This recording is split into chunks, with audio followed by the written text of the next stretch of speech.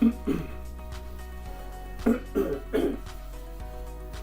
friends, did you know that there are times when being a perfectionist can be hurtful, and that there are other times when being a perfectionist can actually be helpful? Well, believe it or not, according to Harvard psychology professor Tal Ben-Shahar, there are two distinct forms of perfectionism. One is actually adaptive, while the other is more destructive. And as a professional coach, I work with high achievers for a living, and I see firsthand when a client engages in those unhealthy behaviors that we think of, typically being a perfectionist. Things like being obsessive or anxious and depressed.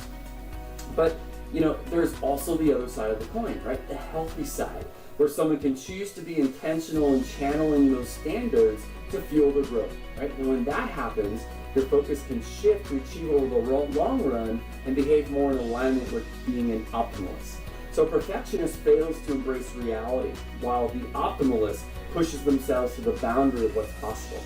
Perfectionists, they think that they can and that they should work, 15-hour days, and they fool themselves into thinking that they can be healthy and present and active at home and in the community, but ultimately this becomes their downfall, because the reality is they can't do that over the long run, right? And it becomes a source of their misery, because they simply can't do those things over the course of months and years.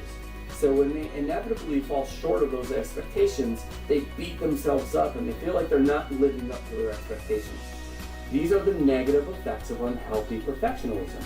Optimalists, right, they behave within the standards, right? They want to be great creators. They want to be present in their relationships, with their spouse and their parents and their friends. They want to make an impact and make a difference in the world, yet they can also see what the perfectionists can't. They see where the reality is that there are only so many hours in a day.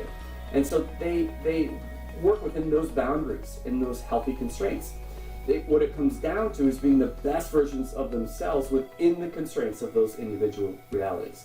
So for you, the question is, do you tend to be a perfectionist or an optimist? And how can you hold yourself to high standards and embrace those constraints?